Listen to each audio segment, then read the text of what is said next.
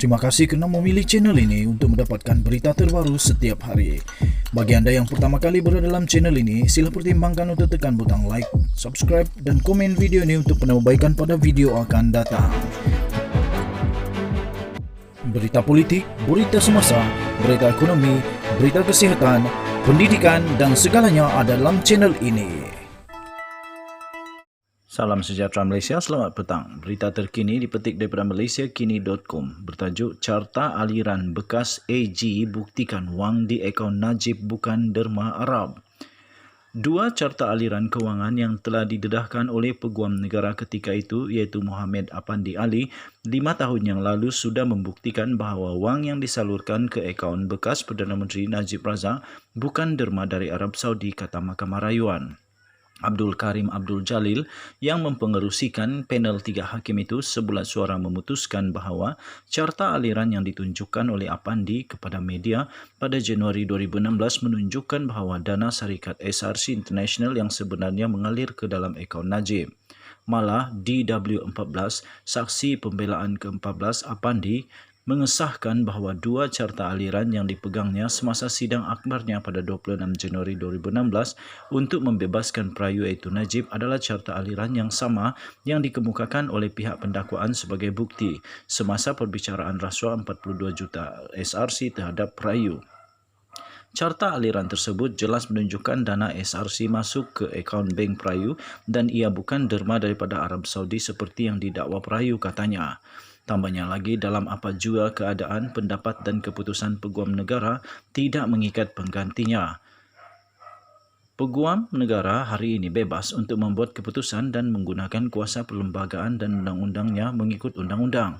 Budi bicara untuk mendakwa mana-mana orang walaupun Peguam Negara sebelum ini telah memilih untuk tidak mendakwa terletak kepada Peguam Negara pada hari itu menurut Perkara 145/3 Perlembagaan Persekutuan, kata panel hakim itu. Hakim lain yang bersidang sama adalah Wazir Alam Maidin Merah dan Hassana Mehat. Keputusan berkenaan adalah sebahagian daripada hujah penghakiman penuh setebal 317 muka surat itu untuk menolak rayuan bekas Perdana Menteri semalam untuk membatalkan sabitannya serta hukuman penjara 12 tahun dan denda 210 juta ringgit Malaysia atas 1 pertuduhan salah guna kuasa, 3 pertuduhan jenayah, pecah amanah CBT dan 3 pertuduhan pengubahan wang haram melibatkan 42 juta dana SRC International. Pada 26 Januari 2016, ketika itu Apandi sedang memegang carta aliran semasa sidang media mengumumkan bahawa tiada pertuduhan akan dikenakan terhadap Najib yang juga Perdana Menteri ketika itu berdasarkan siasatan yang dijalankan oleh Suruhanjaya Pencegahan Rasuah Malaysia SPRM. Peguam Negara ketika itu berkata dia telah meneliti kertas siasatan dan berpuas hati bahawa tiada alasan untuk diambil tindakan.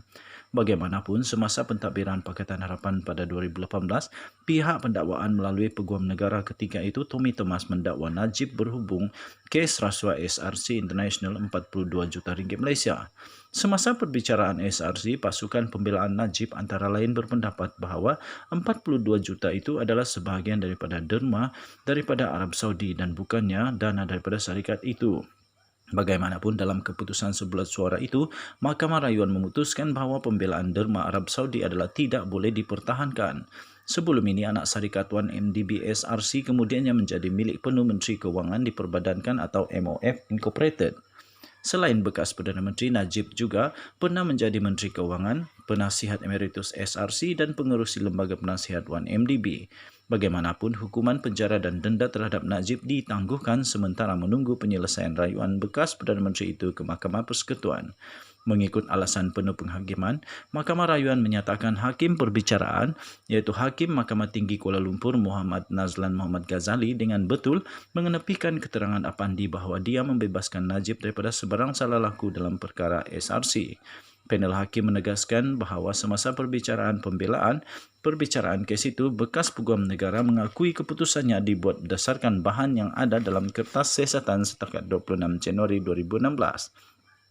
DW14 seterusnya bersetuju bahawa dia tidak menyedari bahawa selepas itu 76 lagi kenyataan baru dan beberapa lagi kenyataan telah direkodkan daripada saksi yang berkaitan dengan siasatan. Katanya Yang Arif Hakim telah mempertimbangkan keterangan di W14 dan membuat kesimpulan bahawa keterangannya tidak menimbulkan keraguan terhadap kes pendakwaan hanya kerana terdapat siasatan lanjut selepas Januari 2016. Tambahnya lagi, kesimpulan dan arahan di W14 pada Januari 2016 adalah berdasarkan penyiasatan yang dijalankan sehingga itu, kata Mahkamah Rahyuan. Sekian berita, salam sejahtera Malaysia, kita jumpa lagi, bye-bye.